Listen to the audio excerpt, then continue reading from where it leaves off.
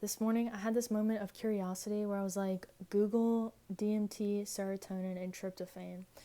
And so I just wanted to see like what research was out there, and I found this paper from like a molecular cellular biology journal, and it was talking about serotonin syndrome, which is you can overdose with DMT, which is dimethyltryptamine, and basically it's like a very powerful psychedelic compound, but we also are constantly making DMT in our body.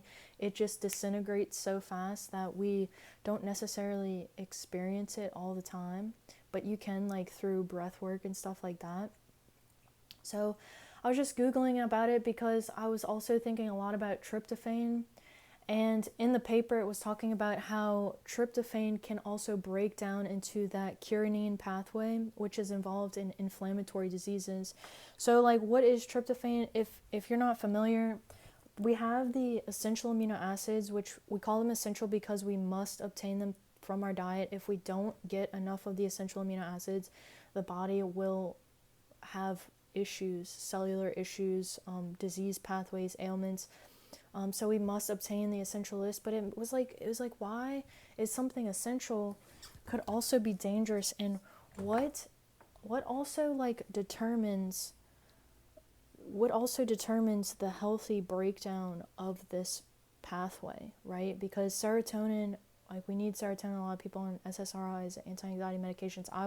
It's kind of how I got into all this information. But serotonin is key to like gut function, gut motility, and it's also the precursor to melatonin, which melatonin is like our master immune regulator. A lot of people have sleep issues, right? Circadian rhythm issues. And that's why tryptophan, serotonin, melatonin are so important, because melatonin in the sleep process every single night is the healing process. It's the daily healing process. So that's why I'm also fascinated with DMT, because of its ability to take people through a deep, not only physical healing process, but spiritual as well, psychological. So I was reading that paper, and you're more than welcome to Google it. If you just Google DMT biochemistry, it'll probably pop up, because that's basically what I Googled. But they also have, if you've never heard of ayahuasca, which is like a mix, it's a South American vine that is mixed with this brew. It's like an MAO inhibitor, and what that allows is the DMT breaks down so fast in our body, so the inhibitor allows the DMT to be present a little bit longer. And that's why it's fascinating, because before you go through an experience with ayahuasca or with DMT, it's a very strict dietary regimen before. So very low foods and tryptophan, essentially. And it's just all fascinating how connected it is. But what decides the breakdown? That is like the daily rhythm, the daily habits, the sun exposure. Jack Kruse talks a lot about this, but tryptophan communicates with the sunlight. Tryptophan, light, healing. It is guided, our food, our digestion, our insulin sensitivity, insulin resistance is guided by the light. Vitamin D, guided by the light. And so that's what I was thinking as I was out in the sun today.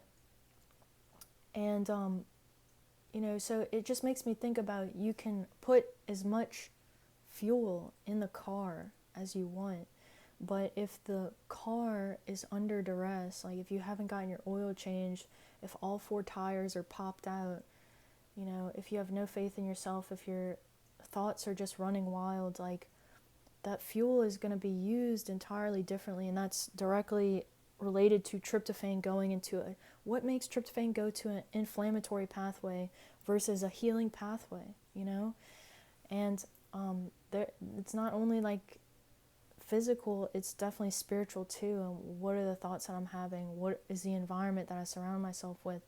Well, I was talking a lot lately this past week about wearing the mask around other people and being afraid to be yourself, holding this tension in your body. That tension, that's biochemistry, right? I contract my muscles when I'm working out. That's tension, that's contraction, it's all biochemistry, like who you choose to surround yourself with. is so important because it's all just a reflection of who we are underneath. So that was just a few things on my mind that I just wanted to share. And I've gotten the opportunity to sit in a few ayahuasca ceremonies, and I find it so fascinating, and it just makes me think of Alzheimer's dementia all the time. What is the memory center? You know, what's the difference between you and someone that has Alzheimer's dementia? Like, you have this memory, this thought, this story in your mind. I am this person. I am this years old. This is who's in my family. This is where I live. This is my phone number. This is what I do for work. It's just this habitual memory process. And all it is just biochemistry. And it's very, very fascinating. And I think what the most fascinating thing is with the DMT, with the ayahuasca, is that if you go to read about it, which I do recommend that you do, just to dabble, just to explore. But it talks about dissolving the ego. And I always talk about how A Course in Miracles is, I think it's low-key written about Alzheimer's dementia, but it dissolves the ego, which in this book, it talks about we're either in ego or in light. We're either in a state of tension in the body or a state of relaxation. And one of them is peace and one of them is chaos. One of them is heaven on earth, one of them is hell on earth. Like, it's all simultaneously here. But in the experience with the psychedelics, with the DMT, it completely dissolves this ego in this state of tension. And it's not a cure-all, but a lot of people experience very profound healing moments in this process. And of course it does have some physical, when it's talking about serotonin and tryptophan healing the gut and having all these beneficial effects chemically. It's just really, really beautiful. And experiences like these are becoming more mainstream. They have a lot of nice resorts like outside of the country and tribes outside of the country that offer experiences like that. So it's so beautiful. If you have the opportunity, just watch a YouTube documentary on it. But it's another thing to know something. Like, it's one thing to know that all these amino acids, and it's one thing to know that the sunlight is good for me, that exercise is good for me, and then it's another thing to go and experience it and go feel it. Like, two different things, very different.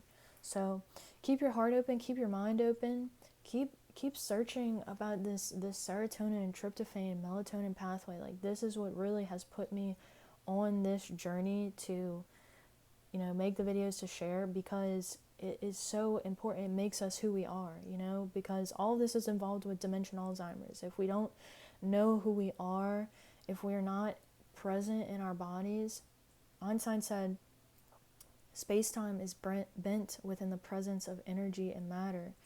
So if we're in these hypercatabolic states, these states where we're always breaking down, we never have enough of what we need, we always feel empty, on E, fatigued, that is the aging process. We age faster in a stressful state. You're going towards dementia at a faster rate, faster state, and we're just in this place where we just forget who we are, and we make decisions that are, not in full alignment for ourselves. And I think it's, sometimes it takes years. Like, sometimes it takes so many years, you're like, it makes me think of like divorce. I always talk divorce, dementia, mitochondria. Might be in a long-term relationship, and then you look around, relationship with anything, right? Relationship with a job, relationship with a friend or a spouse or anything, and you're like, am I in this for the right reasons? Does this feel like it's true to me? Or did I not know who I was when I chose this? And do I feel completely different now? And I think it's so beautiful to always try to be discovering the root of why we choose the things that we choose. And nobody's perfect, but I think it can save a lot of heartbreak. And that's what A Course in Miracles talks about, is just like trying to be as honest as you can be and as true to yourself as possible, so that way life can line up the miracles for you. You put yourself in line, you put yourself in a place of harmony so that you can meet harmony out in the world. I think that's so beautiful. I love this book so much. But that's all I wanted to say. So hope this video brings some value to you in your journey. And yes, I will catch you later. Good luck, of course, always.